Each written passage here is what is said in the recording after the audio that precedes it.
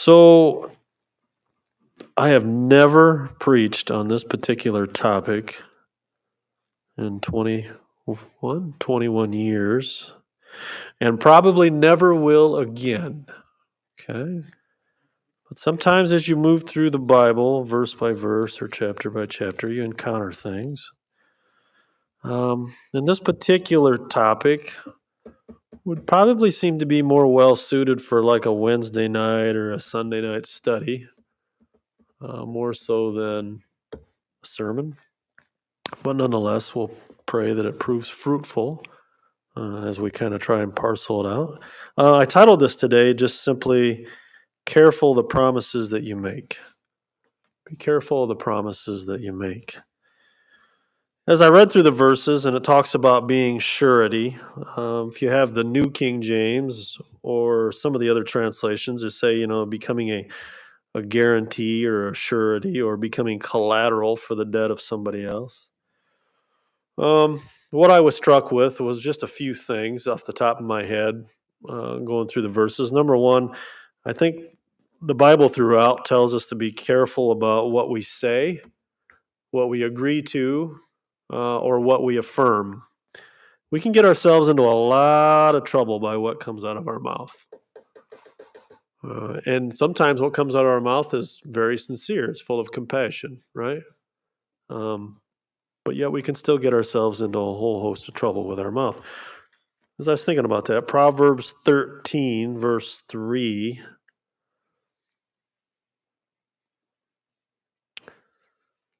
Proverbs 13, verse 3. He who guards his mouth preserves his life. In other words, watching what you say. But he who opens wide his lips shall have destruction. That would imply that there has been no guarding of the mouth, right? Go to Proverbs 21, verse 23.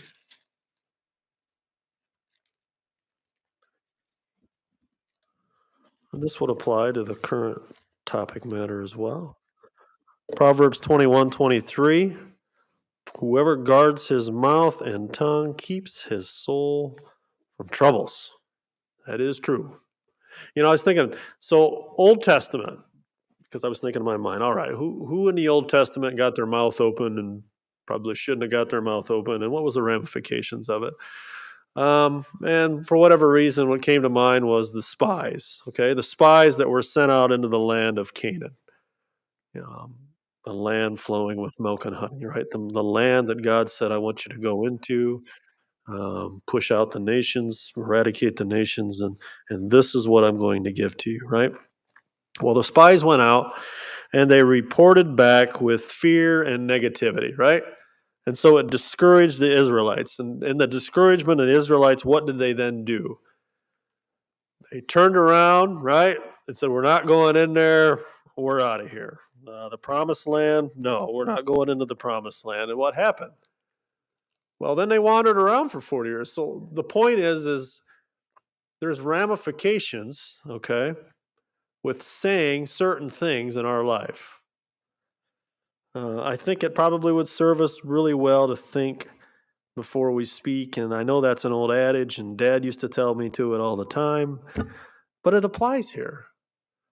Think before you speak. And when I say think, I mean to weigh or to consider what another person is saying or asking of you.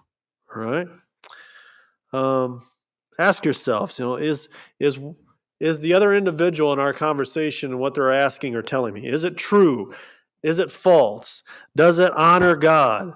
Or how does what he's asking or saying impact me? How will that impact my family?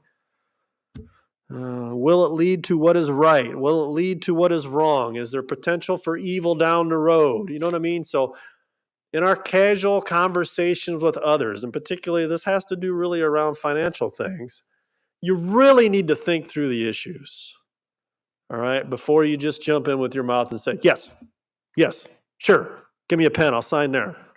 It's a little irresponsible, I think, on our part as we're thinking about this. James says we need to be quick to listen, slow to speak. If we can do that, generally we'll make wise decisions. If we're quick to listen, right, and slow to speak. This is one of the things about our culture that I'm noticing as I get older. There's a tendency in conversations to want an answer right now. And so when you get somebody that you're talking to and you ask them a question and then there's this prolonged silence, we get irritated with that, right? Like, what's with you? Just answer me. And it could be that the individual's actually thinking through things before they respond to you.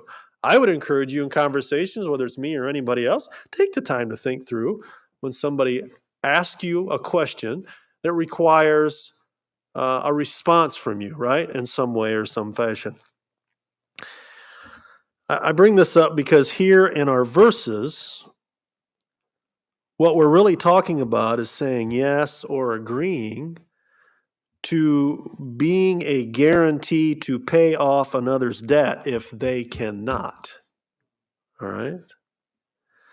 So, with our mouth and with our words, you potentially can be entering into an agreement that cannot easily be broken. Right? So, you have to be careful about what you say. Now, let me also at this point say something else.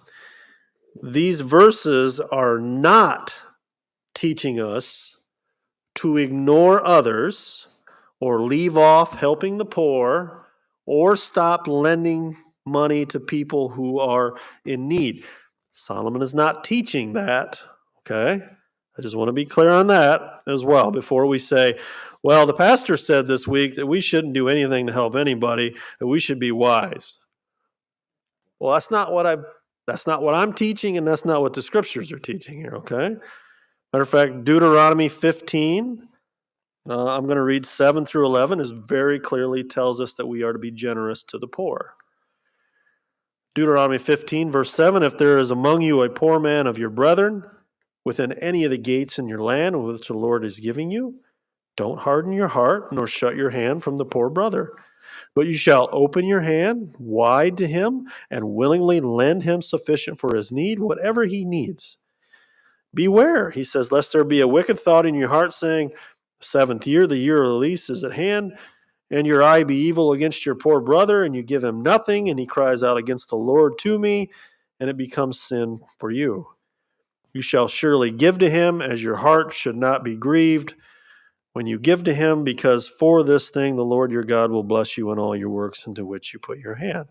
And the poor will never cease from the land. You will never not have an opportunity to do good to the poor, right? And one more last thing, I'm thinking Luke chapter 6, when Jesus says that we, even in regards to our enemy, should be giving, right? Luke chapter 6, verse 30, give to everyone who asks of you, and to him who takes away your goods, don't ask them back. He says, if you love those who love you, what credit is that? For even sinners love those who love them. Lend to those to whom you, and if you lend to those to whom you hope to receive back, what credit is that? For even sinners lend to sinners to receive as much back.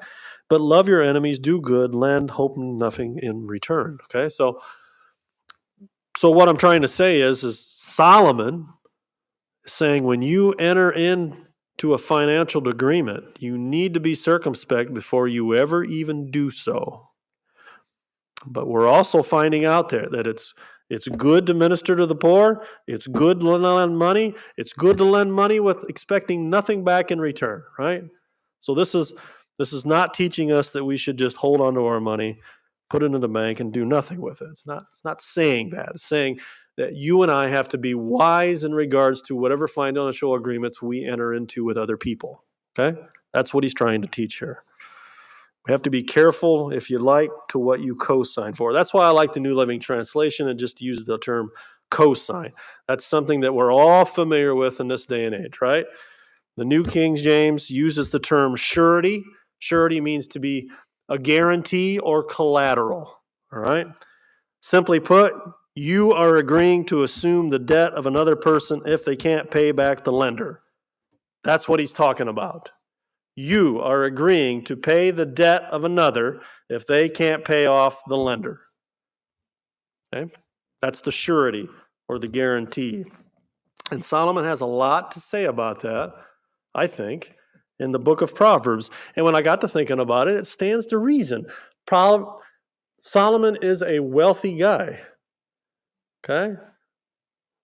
Who are the people that are accessed the most to co-sign or be a guarantee if I can't pay? It's somebody with money, right? So it stands to reason to me that for Solomon, people were probably coming out of the woodwork, right? And to ask him, hey, financially, I'm in a bit of a bind. I would like to do this. Will you be my guarantee if things go bad? Please know, Solomon, I'm a good guy. I always pay my debts, but nonetheless, I would really like to have this, or I'd like to do this. Will you be the guarantee, right? And then Solomon is the guarantee. Now, what I'm finding out is Solomon probably was burnt on this on many occasions, and it's probably why he writes the way that he writes to his son Rehoboam, right? It's pretty obvious that people don't go to people that are poor to ask for a cosigner, right? Because generally, people that are struggling with poverty find it difficult to pay their own debts, let alone somebody else's. So it's to the financial secure that people come and to ask if you would be willing to co-sign on whatever debt or loan. Now, go to Proverbs chapter 11, verse 15.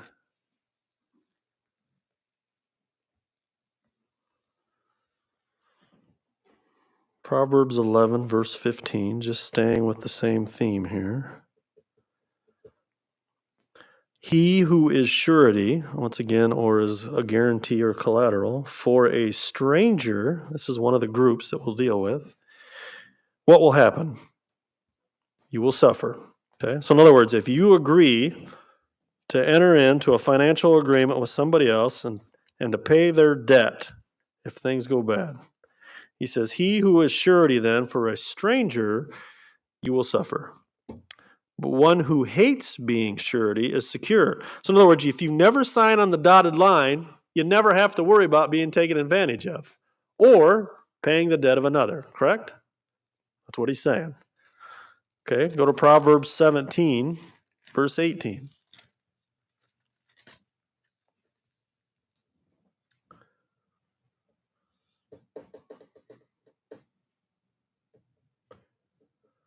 Proverbs 17, verse 18. A man devoid of understanding or devoid of heart shakes hands in a pledge and becomes surety for his friends. Now tell me old Solomon hasn't been taken advantage of a few times. And the other thing about Solomon is a lot of people came to Solomon seeking his wisdom. I mean, I'm sure Solomon, throughout the course of his, 40 years? 40 years as king, approximately? He probably seen other people with good intentions to come alongside and to help be taken advantage of and end up having to pay somebody else's debt, right? One more. Go to Proverbs chapter 22.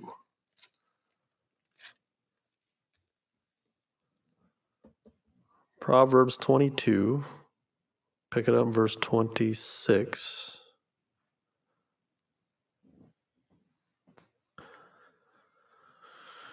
It says, don't be one of those who shakes hands in a pledge, one of those who is surety for debts. If you have nothing with which to pay, why should he take away your bed from under you? And we'll explain a little bit of that later. Once again, what is he getting at? Here in this particular verse, he's saying, look, don't even think about co-signing if you yourself can't pay the debt. That would be a folly in itself, right? Now, let's be honest. Rehoboam, which is Solomon's son, Rehoboam has daddy's money, right? Really, he's got play money. He's the son of a king who's been blessed like no other. And everybody probably wants to be Rehoboam's friend. And everybody's coming to Rehoboam. hey, buddy, can you help me out? And we all know people want stuff they can't afford, right? And let's be honest, we wouldn't have credit cards if we could just pay for what we could afford, right? Nonetheless, Rehoboam, would you mind being collateral just in case something were to happen and I can't pay my debt? It's purely hypothetical because I always pay my debts once again. Could you do that? Dad's saying, son, it's not a good idea. Don't do that. You have to be wise and discerning about entering into any kind of agreements with somebody else to pay off their debts. And we'll learn why in a little bit. Now, you'll notice here in Proverbs chapter 6, there's two particular groups, and wording may differ a little bit in your translation. Two particular groups. The New King James provides in chapter 6, verse 1, the term friend and also the term stranger, which is our two groups. Let's look at the first group first, and that being friends. What are friends? Friends are people we know really well, or at least fairly well. We call them friends, right?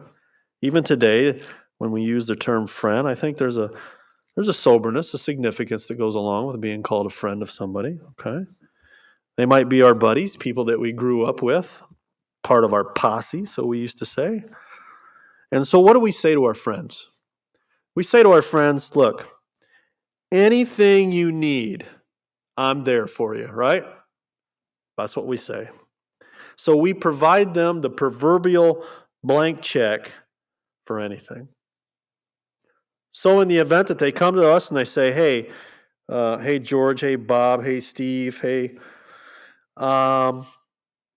I need a personal loan. I'm gonna go see if I can get a personal loan, a car loan, a house loan, a business loan, whatever kind of loan, right?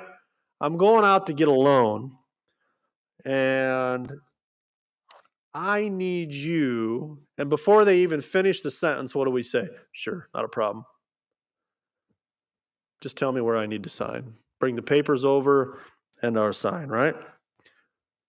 But should we?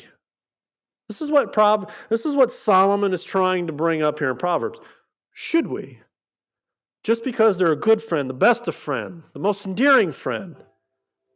Should we? Because there's a reason they need a cosigner. You see? Now, we could say, well, it could be that our friend just pays cash for everything. Right? He just pays cash for everything. He doesn't have any credit. So bank looks at him as a credit risk. He needs somebody to co-sign for a loan. Okay? I don't want to pick on Chris back there, but I think Chris was kind of that way for a long time, paid cash for everything, right? I wouldn't hesitate at all to be a co-signer with Chris because I know Chris. Now look, I know Chris's character. Okay? The reason that most people know they need a cosigner is because their financial credit history is atrocious. And they are largely a credit risk to default on their debt. So what I'm saying is even your friend, the best of friend, who comes to you and says, I need a loan of some sort, can you cosign? If you know his financial history in the sense you know his dealings and how he is with his finances and the idiocy that goes along with it, should you? No. You'd be better off lending money to the individual expecting nothing in return than to put your name on the dotted line to co-sign for somebody else, is what I'm saying. And I think that's what he's trying to say here. If you know their character and they are your friend in your history, don't put yourself in that position. Now, the second group here is found as strangers. Strangers. Clearly people we don't know very well at all, right? Henceforth the term stranger. Somebody we don't really have a relationship with. Could be a friend of a friend, right? You know, Dale and I as good friends. Dale knows somebody. I don't really know him. He sends them to me. Hey, I know Dale. I'm like, oh, well, hey, I know Dale too. And reality is we're kind of strangers, right? Never really met. but we know somebody in between. Or it could be that another friend of mine endorses that individual. Hey, I know Harry. Harry's a really good guy. I'm going to send him to you. He's got some questions, thinks maybe you can help out. All right. So Harry comes over. What do? I listen with a sympathetic ear as Harry tells me, hey, look, I got a co-sign for a loan. I made some bad choices in the past, but I'm really trying to set things straight. And if I get this loan, it can send me in a good trajectory, right? Can you help me out? Will you co-sign for me? Oh, all right. We're sympathetic, we're compassionate, and we sign on the dotted line. And what does Harry do? Harry defaults on the debt. Harry files for bankruptcy. Well, good for Harry. Who signed on that as a co-signer? Me. Who's got to pay that? Me. It's a stranger. I didn't know him. You don't know the character of a stranger. That's what he's trying to say. You don't know their character. But they're going to stiff you for it. Clearly, Solomon is guarding against any kind of financial agreement with somebody you don't know. Now, I got to thinking about this. Let me draw this out a step further, if you don't mind. Two other parties that aren't in this list that still impact us. What about family? What about family? Sons, daughters, brothers, sisters, moms, dad. Should you always have the pen ready if they come to you? Can you co-sign? Can you co-sign? Can you co-sign? Do we think that's wise? Who knows better family than we do? All of us know our family. All of us know our family's tendencies. If we have any interaction with our families, are we just going to blindly write my name? Probably not, right? Is it wise? No, it's not wise. Why is it not wise? Why is it not wise to co-sign for somebody even within our own family, friends, strangers? What happens when things go bad? What happens when the individual who took the loan out can't pay the loan? Their financial situation changes. They get laid off, they get fired, they get sick. And who assumes the debt? The co-signer. Now, what happens when it's your own family and you're paying the debt now? How does that impact the relationship? Because to me, this is the most important thing. It's not so much about the financial security of not signing or co-signing for somebody else. It's about the relationships and the damage that takes place when things don't go right. Because the love, the affection, the desire to be with those individuals is gone when you're saddled with the debt. And what replaces it? Well, now we have bitterness and anger and resentment and hostility. And we don't want to talk to them. We don't want to be around them. Right? And I just sketched in my little notes here to the side. I put brethren. What about brothers and sisters in Christ in the church? Well, we'd say, well, if there's anybody I would co-sign for, it's got to be the people in the church. Just give me the blank check. But is that wise? I mean, I got my first taste of some of this, Lisa and I, years ago when there was a guy that was a realtor or working for a realtor company in the church that we used to attend previously, and he tried to shyster us into something. And I was absolutely baffled by that, blown away by that. Wait a minute, you sat in the church, you worship Yahweh just as I do. Why in the world? I got my first taste of the fact that just because somebody's sitting in the pew, don't mean you can trust them, and don't mean you know their character. You see, folks? So what Solomon's trying to say is, if you don't really know the character of the individual that you're thinking of making a promise to and entering into a financial agreement where you're the one that's going to pay the debt if they renege on it, you better be careful about it. You better be real circumspect about involving yourself in it. Matter of fact, he seems to say you probably ought to guard against it if you can. It's a wise warning. Because once you sign on the dotted line, that's yours. That's yours. Verse 2 here. I know I belabored that a little bit. Verse 2, he says, look, when you do so, you are snared by the words of your mouth, and you are taken by the words of your mouth.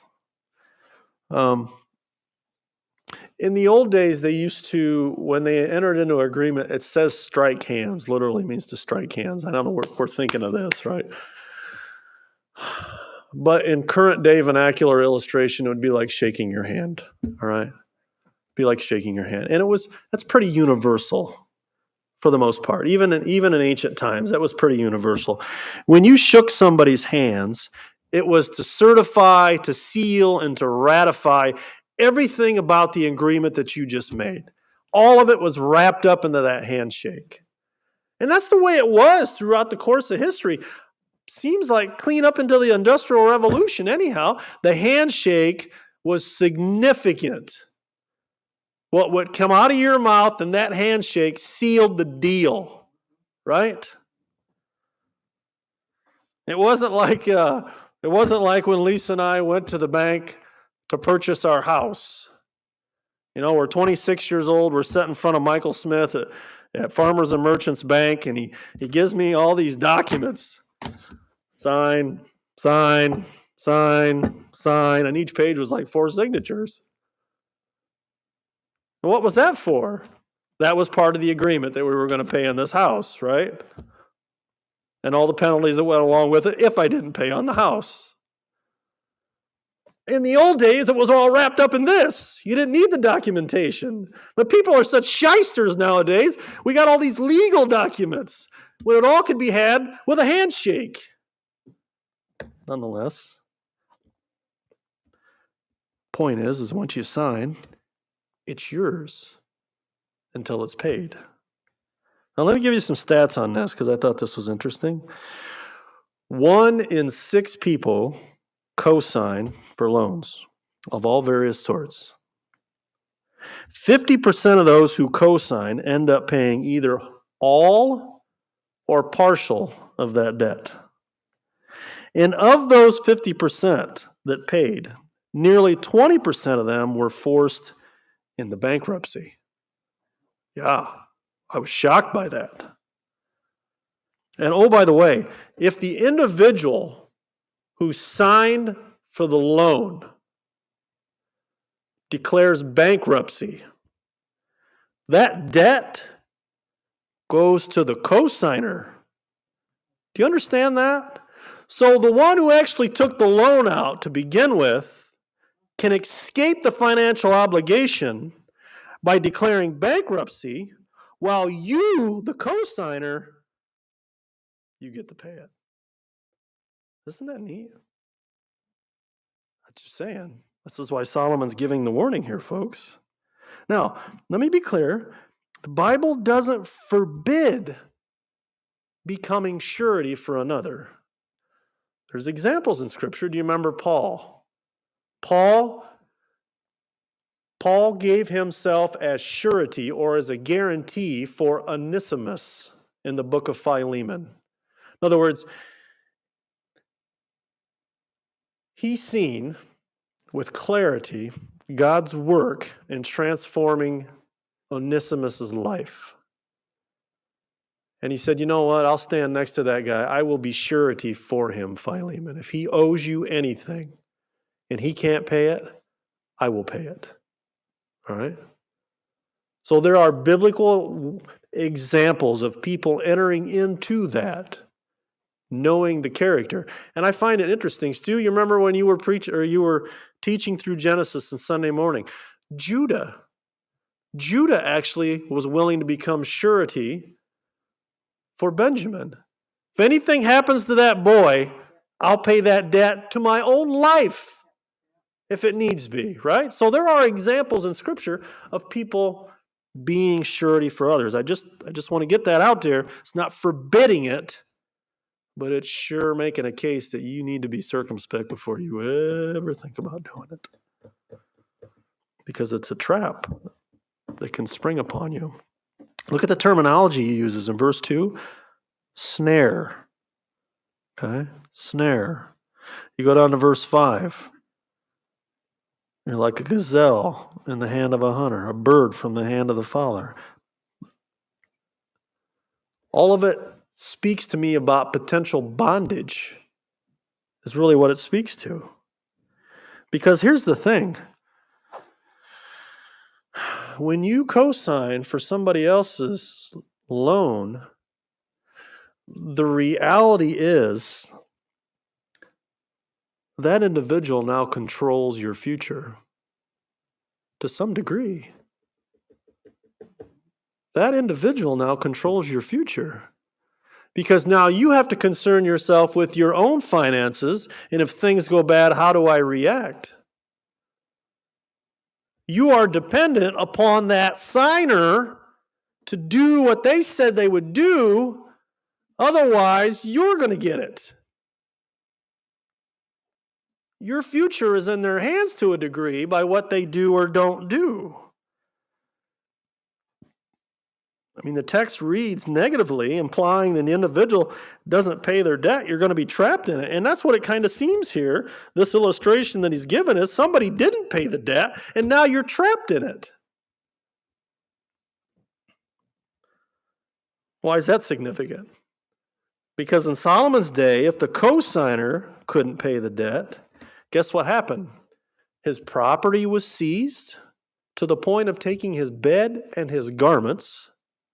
And oftentimes then he became a servant, or he was moved into a state of servitude, slavery, which would impact him, not only him, but his family as well, could find themselves to be indentured servants because they couldn't pay the debt that they themselves said that they would be a guarantee for.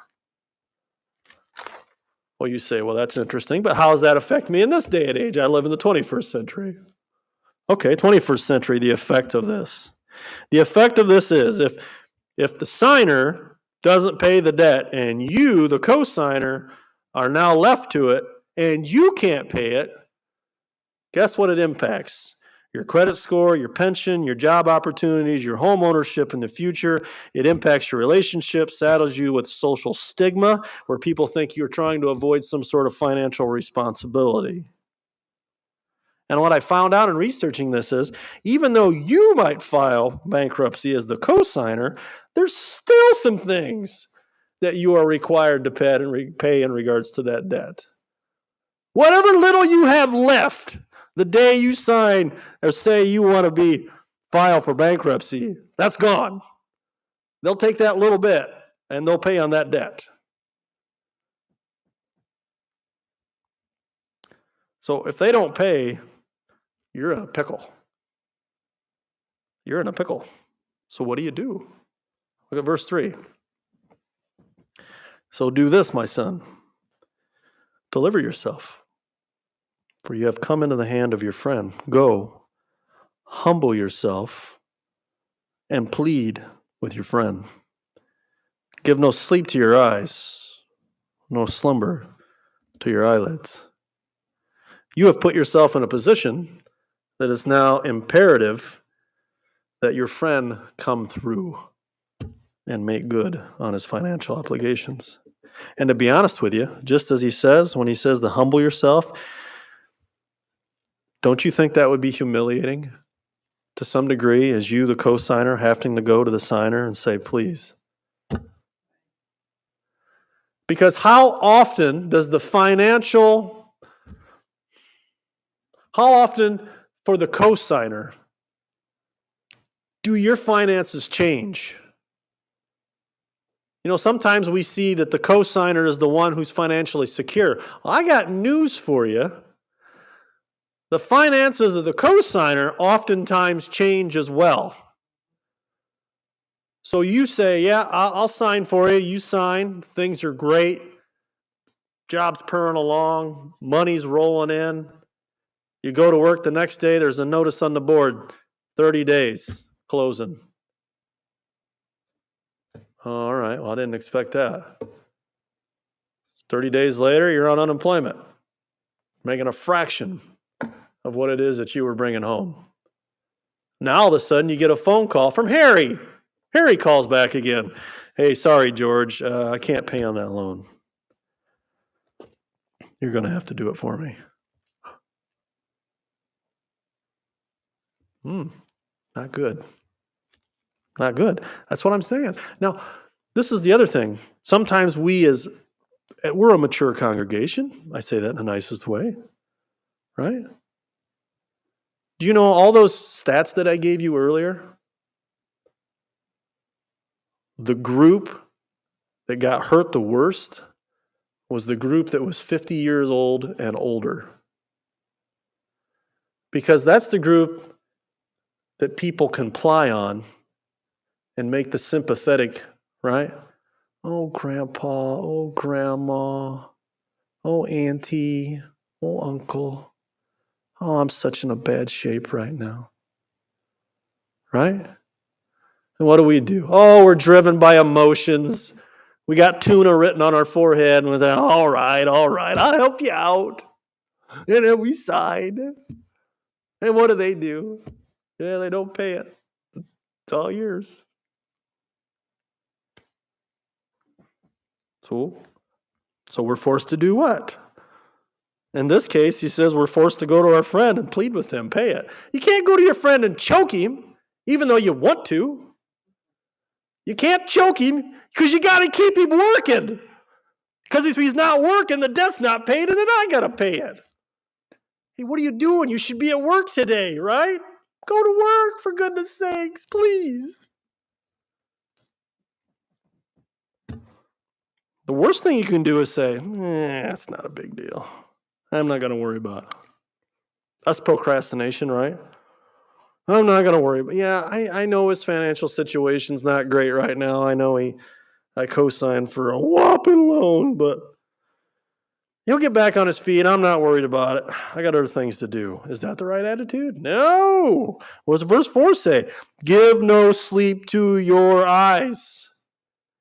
You got to be on the ball, dude. You got to get out of this any way you can.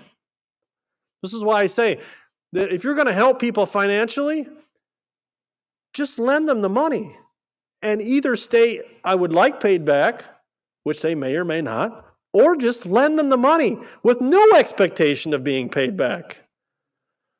I remember when I was getting ready to drive. Well, it was before Dad bought that junker out of the junkyard for me. I wanted something new. I'm 15 and a half. I'm just starting to drive. A lot of the friends that I know have some pretty nice vehicles. Thinking I might like a nice vehicle to drive. I can drive now. Hey, Dad, can we get that? It was $5,500. And Dad's response was, nope. I said, well, maybe you could help me out. Maybe you could co-sign for me. And Dad's response was, nope.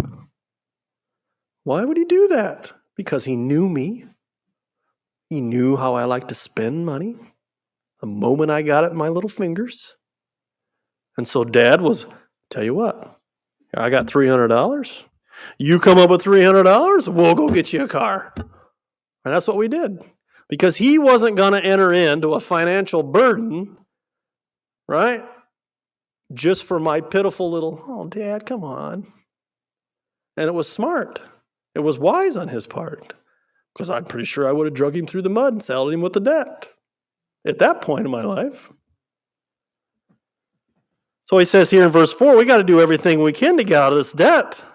The foolish response is to ignore it, right? Because you may not be a single guy. You might be married. You got kids. You got mouths to feed. And your buddy's horsing around. You got to do something. You can't just sit around and do nothing.